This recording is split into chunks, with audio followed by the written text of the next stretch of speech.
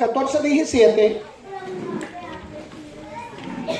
dice: porque el reino de Dios, santo, esta palabra es dura, hermano. Para los que no vinieron hoy al ayuno, es dura. Porque el reino de Dios no es comida, no es bebida, sino que es justicia, paz y gozo en el Espíritu Santo. ¿Está entendiendo qué tremendo eso? Justicia, paz y gozo en el Espíritu Santo. El Evangelio es poder. Ese se llama el tema. El Evangelio es poder. El Evangelio que se predica en los últimos tiempos es poder. Para salvación, para sanidad. Porque Jesús dijo: los leprosos son limpiados, los cojos son sanados, los paralíticos son sanados, los ciegos se les abren los ojos, a los sordos se les abren los oídos. Aleluya. Qué poderoso. Dios, hermano, el Evangelio, cuando nosotros creemos en el Evangelio, nosotros sabemos que hay un poderío glorioso en la palabra de Dios. El poder está en la palabra de Dios, no está en el hombre que la predica. El poder está en la palabra, porque Jesucristo es la palabra. Él es la palabra. El verbo se hizo. El verbo. Él es el verbo. Y Él ha venido entre nosotros, siendo el verbo. El verbo. Le dice al muchacho, a la muchacha: ahí vos le tiraste el verbo. ¿Cuál es el verbo? La palabra.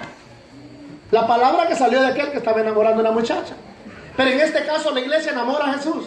Amén. Aleluya. Y el verbo, hermano, es el que habita y gravita en nosotros. ¿Por qué vamos a la iglesia? ¿Por qué vamos a la iglesia? ¿Por qué no me pongo debajo de un palo, adorar al Señor? Libro de Proverbios 28:9 dice que el que aparta su oído para no escuchar la ley de Jehová o la palabra de Jehová, hasta su oración es abominable. Significa que hay gente que está equivocada. Debajo de un palo me pongo a escuchar al Señor y ahí mismo me escucha. Están equivocados. Es una idea equivocada. Otra idea equivocada: ayúdame que te ayudaré. ¿Quién dice que yo necesito ayuda? Si Dios solo le recibe y le da vuelta al mundo, nos pone patas arriba. Dios no necesita ayuda, el que necesita ayuda es usted. Nosotros estamos necesitados de Dios. Nosotros somos los necesitados de Dios, no Dios de nosotros. ¿Por qué usted tiene que ayudarle a Dios? No, hermano. Él lo guía a nosotros, Él lo guía a nuestros pasos, Él nos cuida, nos fortalece, Él es nuestro escudo, nuestra fortaleza, nuestro pronto auxilio en la tribulación, en la angustia, en la necesidad. Él está con nosotros. Así que Él es Dios.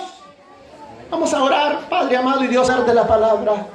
Yo desato la bendición que yo vengo reprendiendo al hombre grande, al hombre sanguinario, manos derramadoras de sangre, pies apresurados a hacer el mal. Reprendo todo brujo, hechicero, santero, orero, gorero, echado al abismo por el poder de la palabra. Declaramos el lugar limpio. Declaramos el lugar limpio para que la palabra de Dios sea predicada. En el nombre poderoso de Cristo Jesús. Declaramos la unción del Santo en este lugar. Declaramos el poderío de Dios en este lugar. Declaramos la gracia divina en este lugar. Y la manifestación gloriosa del Espíritu Santo sea derramada en esta casa, en el nombre glorioso de Cristo Jesús. Y su pueblo dice amén. Amén, aleluya. ¿Cuántos alaban el nombre de Dios? Aleluya. Denle palmas fuertes al Rey de Gloria. Otra pregunta que dice la gente: ¿por qué yo no he venido tanto que dicen que va a venir y no viene? Yo creo que, José, aleluya, somos unos mentirosos. Pero mi Biblia dice, como dice Evangelista, el Señor no retarda su venida como muchos la tienen por tardanza, sino que en su gran misericordia está esperando que todo mundo se arrepienta, porque Él quiere almas que se salven y no leña para el infierno.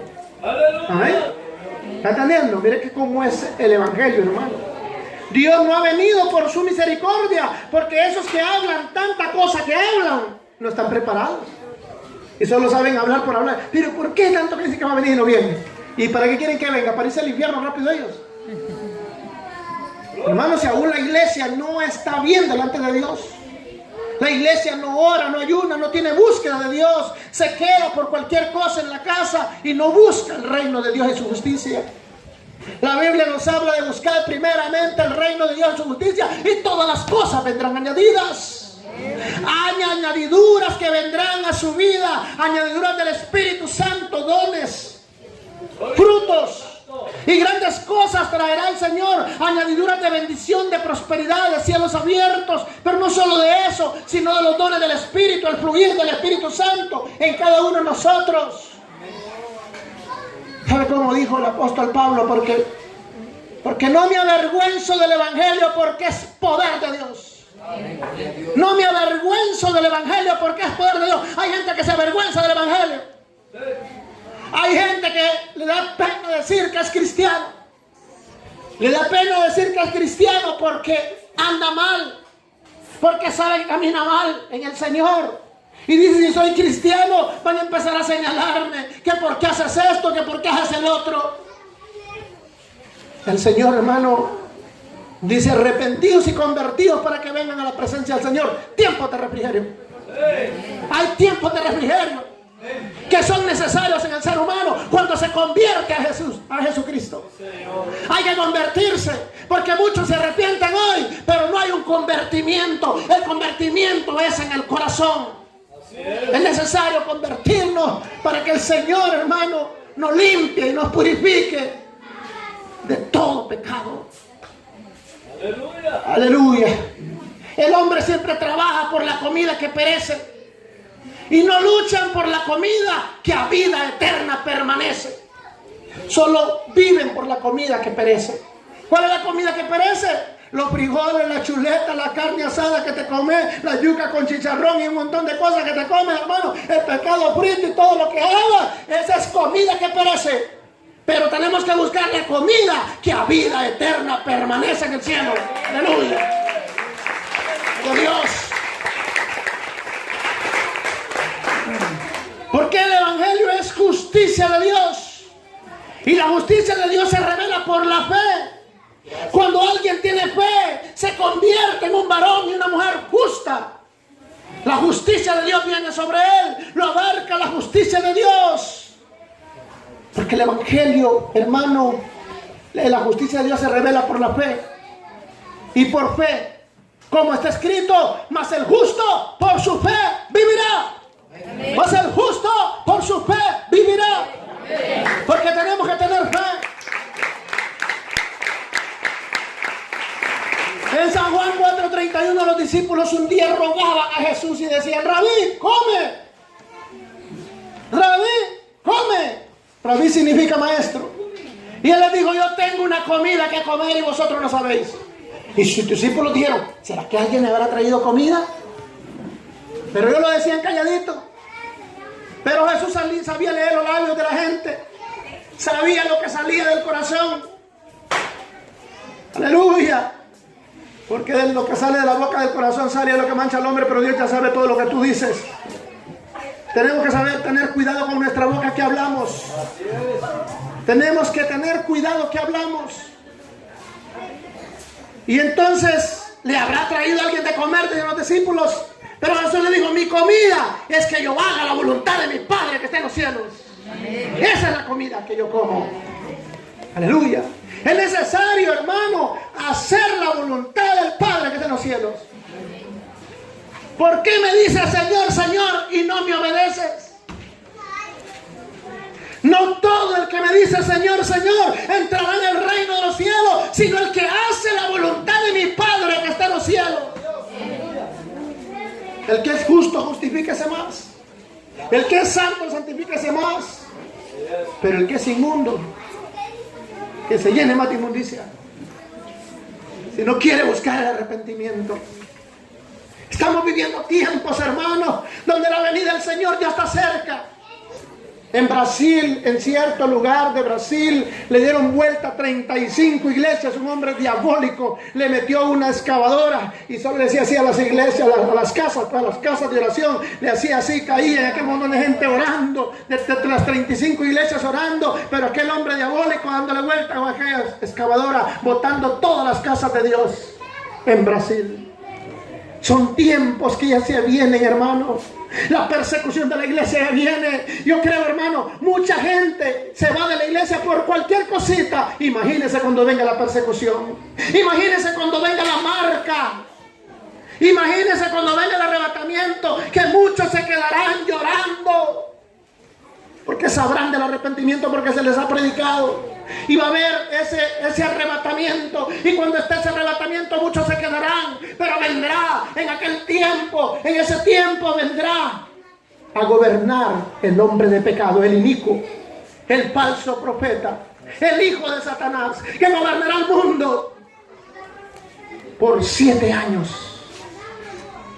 Y pondrá una marca en la frente o en la mano derecha de todo aquel que se quede. Y no podrá comprar ni vender, ni nada podrá hacer, ni podrá beber ni siquiera agua, si no tiene la marca del 666.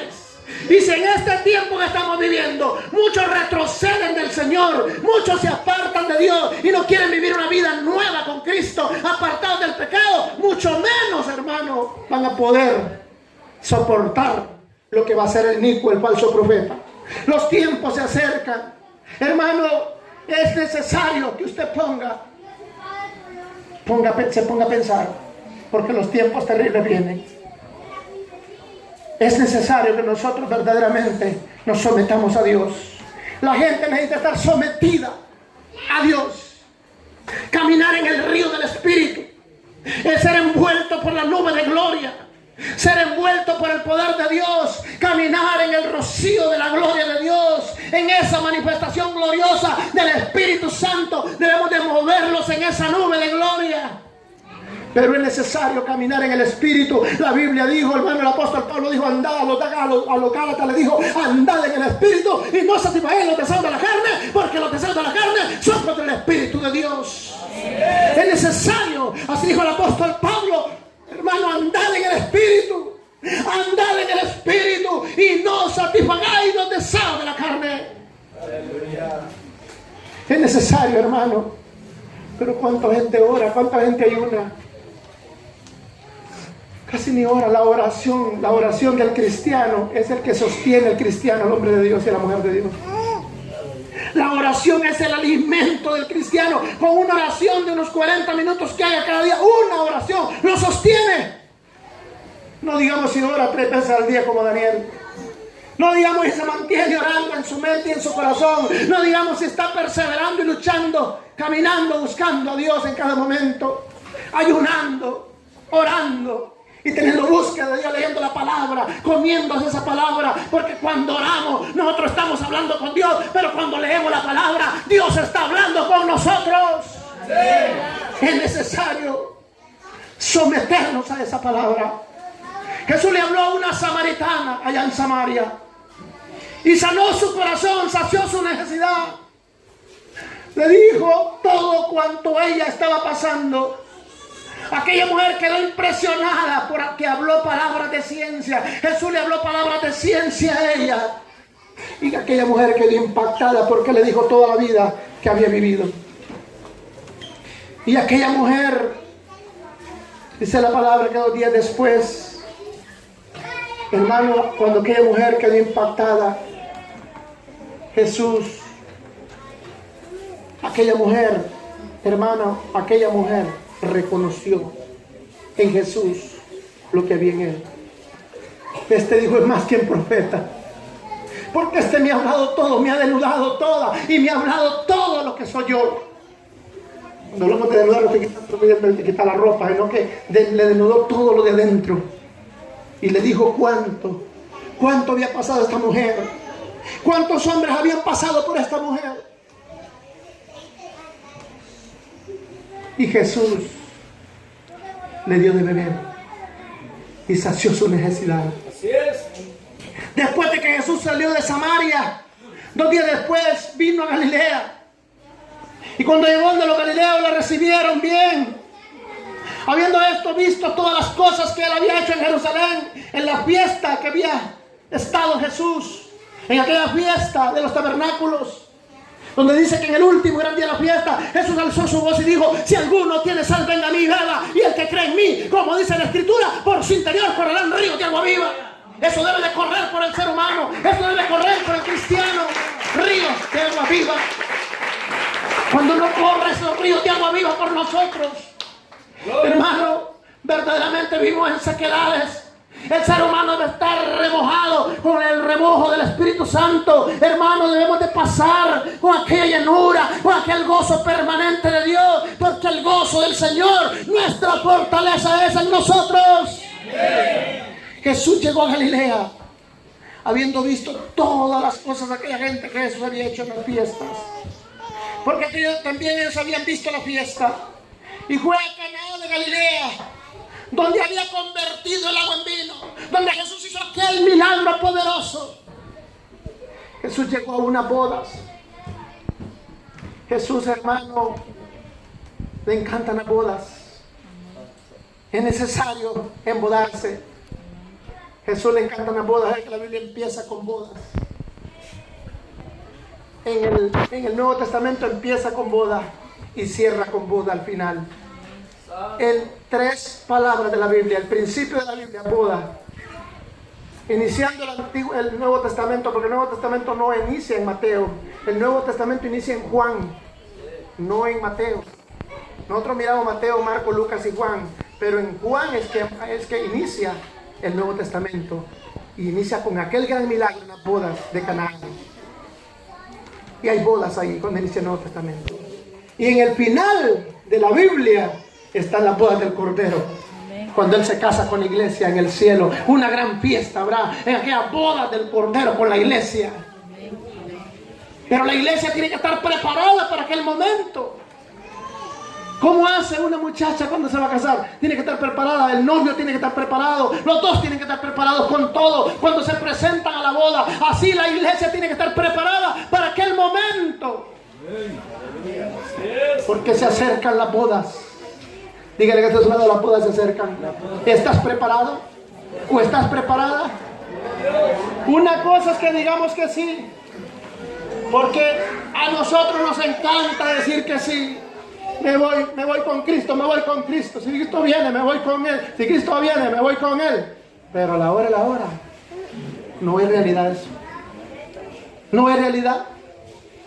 Necesitamos vivir la realidad de la palabra. Y había, hermano, allá en Galilea, donde Jesús, hermano, en aquel lugar, donde Jesús convirtió el agua en vino. Luego Jesús, hermano, de aquel gran milagrazo, pasa a Capernaum, donde se encuentra con un noble. Con un hombre noble, un oficial del rey, que tenía un hijo que estaba enfermo. Cuando vio que Jesús había llegado a Galilea, vino a él y le rogó que descendiese y sanase a su hijo, que estaba a punto de morir. Estaba a punto de morir aquel muchacho. Jesús le dijo a él: si no vieres las señales y los prodigios, no creyeres. Y eso es cierto. Si él no hubiera visto las señales y los prodigios que hizo, tanto en Jerusalén como en Galilea, el hombre no hubiera creído en Capernaum de que Jesús tenía poder para hacer milagros. Y el oficial del rey le dijo: desciende antes que mi hijo muera. Y en el verso 54-50 de Juan, Jesús le dijo: vete, tu hijo vive. Y el hombre creyó a la palabra que Jesús le dijo y se fue.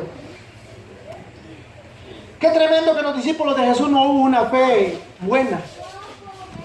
Pero sí Jesús encontró, hermano, en un romano, un centurión romano, Jesús encontró una fe tremenda. Dijo: ni en todo Israel, ni en toda Judea, ni en toda Samaria he encontrado tanta fe como la fe de este hombre. Un hombre que tenía soldados bajo su mando. Pero también, hermano, se impacta de una mujer que era gentil, una mujer sirofenicia, una mujer cananea, una mujer de Tiro o de Sidón, que no sabía dónde era. Tanto lugar que le mencionaban que no sabían dónde era. Pero ¿sabe qué? Lo importante es que ella le creyó a Dios. Y le creyó en grande. Porque esta mujer, Jesús la pasa, hermano, porque la iglesia de los gentiles está representada en esa mujer. La iglesia es representada por una mujer. Ana representa a la iglesia. Eva representa a la iglesia. Es que cuando hablamos de una mujer, los varones como que dicen, no, pero está hablando de las mujeres, no a mí.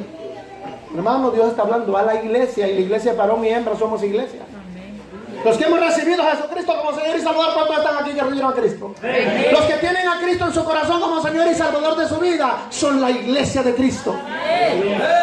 Son la iglesia de Cristo. Entonces, sea hombre, sea varón, usted es la iglesia de Cristo.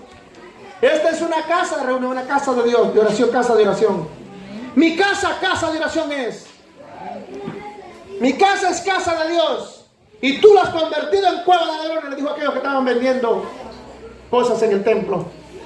Entonces, hermano, vendiendo mercadería y cambiando, cambistas en el templo. Aquel hombre tomó la palabra, tu hijo vive. Y el hombre creyó la palabra que Jesús le dijo y se fue. Cuando ya él descendía, sus siervos salieron a recibirle y le dijeron nuevas, diciendo, tu hijo vive. ¡Qué gloria! ¡Tu hijo vive! Amén. ¡Tu hijo vive! Amén. ¡Tu hijo fue sanado! Aleluya, hermano, es cuestión de que creamos a la palabra. Amén. ¿Sabe que aquel centurión, no soy digno que entres en mi casa? Pero desde ahí donde está, Señor, di la palabra. ¡Qué poderoso! Desde ahí donde está, di la palabra y mi consiervo será sano. Mientras los discípulos decían, ¿y quién es este hombre? Que aún los vientos y el mar le obedecen. ¿Quién es este hombre? Voy a llamar adentro, le dije, pero Señor, si toda la noche he estado trabajando, la gota gorda, y no he sacado nada, solo lana salía. Y estaba lavando la red. Y Jesús le dijo, voy a llamar adentro. No tenía respuesta. Al rato dice el Señor, pero en tu palabra. Como que le cayó el daño, ¿no? Como que le cayó el 20 a aquel hombre, dijo, pero en tu palabra. Hermano, usted tiene que decir en tu palabra, Señor, yo voy a ser prosperado. En tu palabra voy a ser sanado. En tu palabra voy a recuperar lo que tengo que recuperar. En tu palabra voy a recuperar mi negocio. En tu palabra voy a cambiar. En tu palabra voy a hacer grandes cosas. Es que tenemos que ir a la palabra. Entonces, hermano, cuando nosotros creemos la palabra, Dios hace maravillas. Pero cuando no creemos a la palabra, porque el problema, hermano, como me dijo Jesús a mí en aquel encuentro que tuve, dile que retengan mi palabra en su mente y en su corazón, por aquí, porque por aquí les entra y por aquí les sale. Dile que la retengan en su mente y en su corazón, en mi corazón, en su mente y en su corazón, porque así la van a poner por obra. Si no les entra la palabra, no la retienen, no la ponen por obra. Porque después les pregunta allá afuera, ¿y qué predicó el pastor? A saber. Solo sé que el mensaje estuvo bonito, pero no sé. ¿Y entonces a qué vino? Hermano, no debemos de ser cristianos olvidadizos. Debemos de venir aquí a este lugar a llenarnos del poder de Dios y a llevarnos esa palabra grabada en nuestra mente y en nuestro corazón. Debemos llevar esa palabra grabada en nuestra mente.